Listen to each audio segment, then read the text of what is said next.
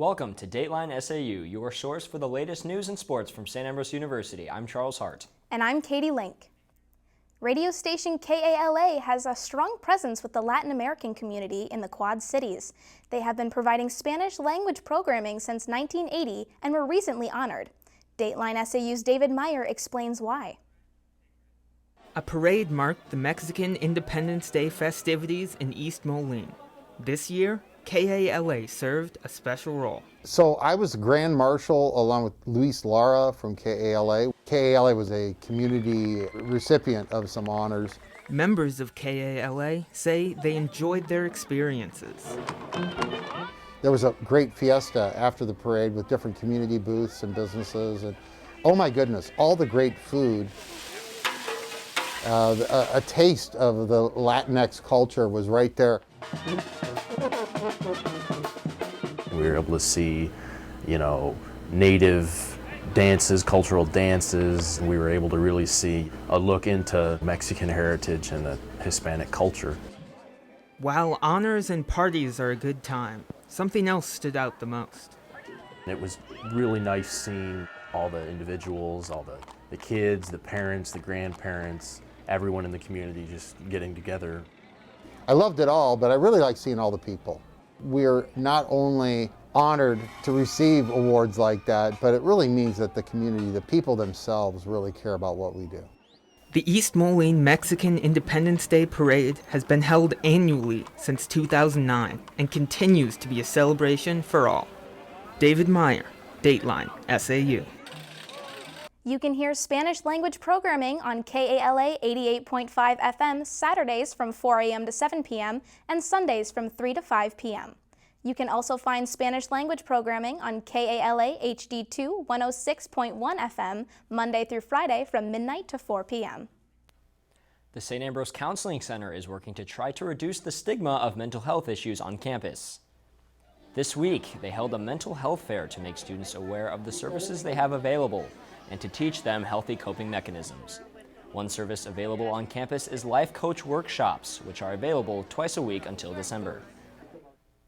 It's more of myself talking than a group setting of sharing your feelings. So it's not that, it's me presenting on different mental health issues. And I have a couple kind of in line that I'm thinking of presenting for still. We already did the social anxiety and grounding techniques, and I'm also going to be doing body image at some point, boundary issues at some point, relationship. The workshops are available on Mondays from 2:30 to 3:30 and on Tuesdays from 5 to 6 p.m. An infectious disease specialist visited St. Ambrose this week. The doctor from Genesis Hospital explained how the Delta variant differs from the original COVID virus. Virus has evolved, and that's where the term variants comes in. The virus mutates. So right now we have Delta variant. I'm sure you have heard about it. Delta variant, because it's Delta variant, now can infect not 2 to 3 people, 5 to 9 people.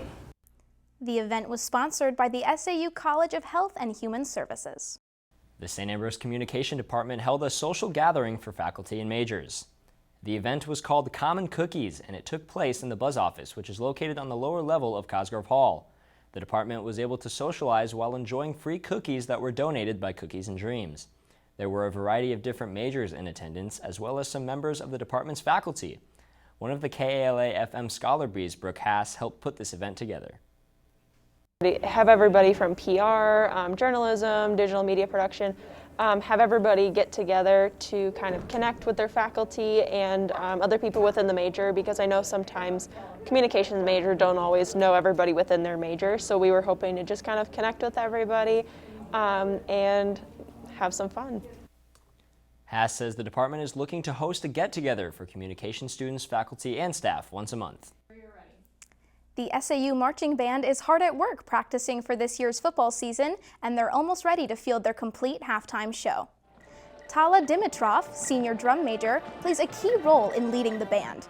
Becoming a drum major is a rigorous audition process that requires the ability to teach, conduct, march, and much more, but Dimitrov is up to the challenge.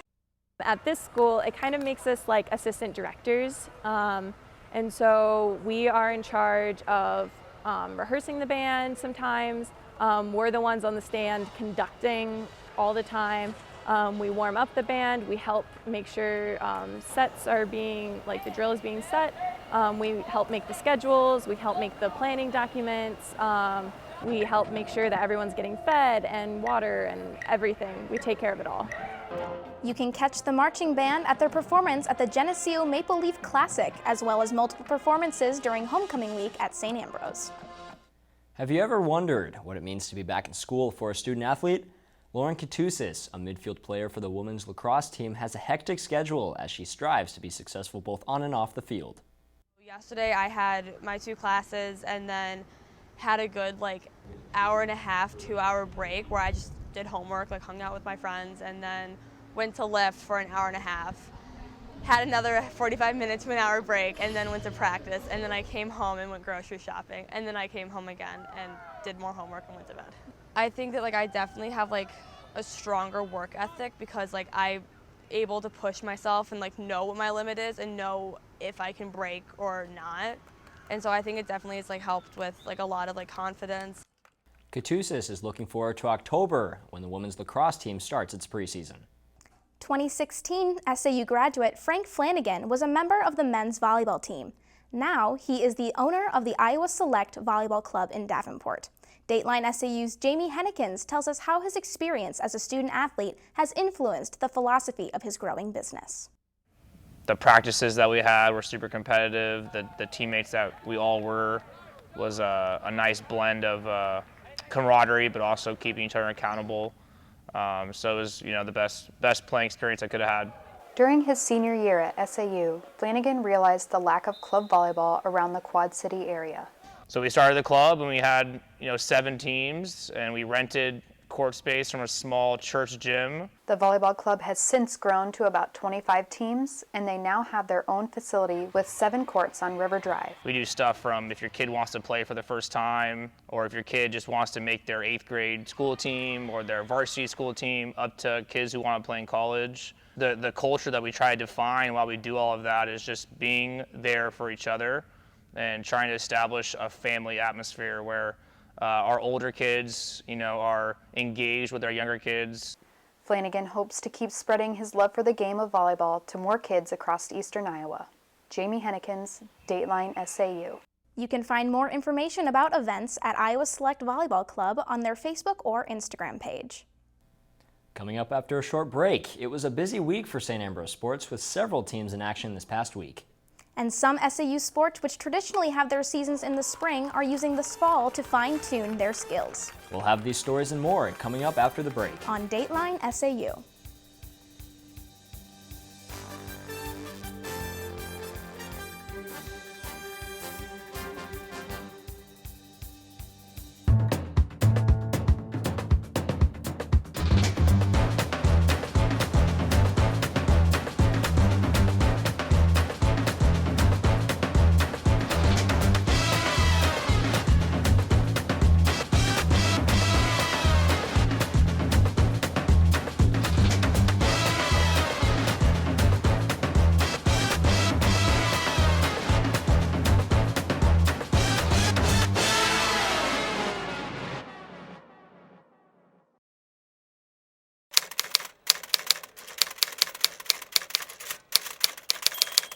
I was a student who received scholarship, and I knew that that was something that other people had done for me. So it's important to recognize that, and then to also do the same. To be able to give that to another student and help other students have that opportunity is something that I just recognize as important because it made such a difference to me.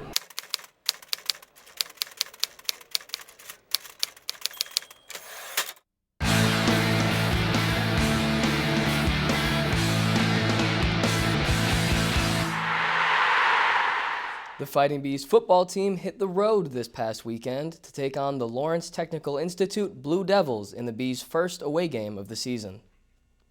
A field goal by Joe Namo put the Bees up 17-7 going into halftime, but 4 turnovers in the second half of the game proved to be too much as St. Ambrose fell to the Blue Devils 29-24. The men dropped to 1-3 overall as they look forward to hosting Trinity International University for their homecoming game on October 2nd. The men's and women's soccer teams traveled to Morris Field to take on the Roosevelt University Lakers this week. The women would tally 20 shots on the day with only one goal from Riley Garcia off of an assist from Taylor DeSplinter. However, the Lakers would find the back of the net early in the 4th minute and again in the 62nd minute for the game winner. 5 saves from Rachel Willett in the first period and another save from Molly McLaughlin in the second would keep the score close, but the Lakers proved to be too much for the Bees. Falling to a record of 4-4 overall, St. Ambrose looks to get back on track this Saturday against Calumet St. Joseph in Davenport. On the men's side, Laker goals in the 32nd minute and the 56th minute edged the Bees out to a 2-0 loss. The Bees are now 3-3-1 overall and 0-3 in the CCAC. The men look to break their 3-game losing streak on Saturday when they host Calumet St. Joseph at 2:30. The men's golf team took 4th place in the 13-team field at the Clark Fall Classic, played at Eagle Ridge in Galena, Illinois. Sophomore Owen Haltman led the way, finishing in a tie for 11th place individually. Saturday was a good day for the men's tennis squad. The Bees had little trouble sweeping Dubuque to start the day. In the second matchup, Simpson and St. Ambrose split the singles matches, but the Bees prevailed in the number 1 and number 3 doubles matches. The men are now 2-1 on the year, equaling the total number of wins they had all of last year. The St. Ambrose softball team is looking to stay sharp with a short season of games in the fall. The team is scheduled for more than a dozen games versus area colleges and junior colleges, both home and on the road. On Sunday, the Bees played host to the Black Hawk College Braves, and the team seemed in midseason form. Coach Ron Farrell's squad was aggressive at the plate and on the base paths. St. Ambrose also showed a strong defense and tough pitching. In one game on Sunday, 2 Bee pitchers combined for a no-hitter in a 7-0 shutout. The regular season will likely start in early March and typically includes some indoor tournaments in the Ambrose Dome. The women's volleyball season is well underway for both the white and blue squads at SAU. The junior varsity white team hosted Augustana this past week at Lee Loman Arena. The white team features a roster of more than a dozen student athletes, made up predominantly of first and second year students. They also play an ambitious schedule of more than 40 games versus junior colleges and other 4-year schools. The JV squad will next play in the North Iowa Area Community College Tournament this weekend in Mason City, Iowa.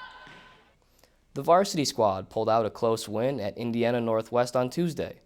The Bees have now won 6 matches in a row, the team's longest winning streak since 2014. St. Ambrose improves to 3-2 in the CCAC, 11-5 overall. They will look to make it 7 wins in a row when they visit Judson next week.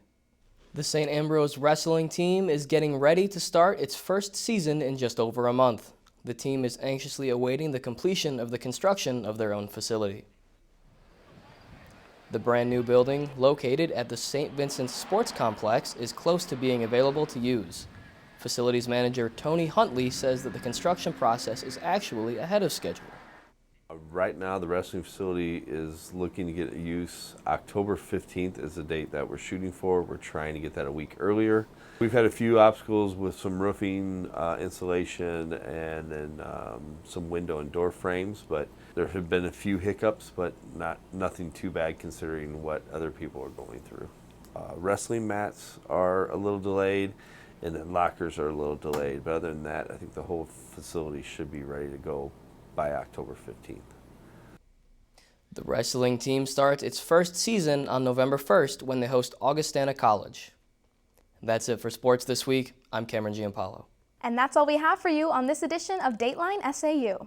Next week, St. Ambrose installs its 14th president, so we'll see you in 2 weeks with the latest news and sports from St. Ambrose University. Remember to check out the SAU TV Facebook and Instagram pages for our newscasts, late-breaking news, and more. You can also find news stories and videos on The Hive at sauthebuzz.com. Thanks for watching.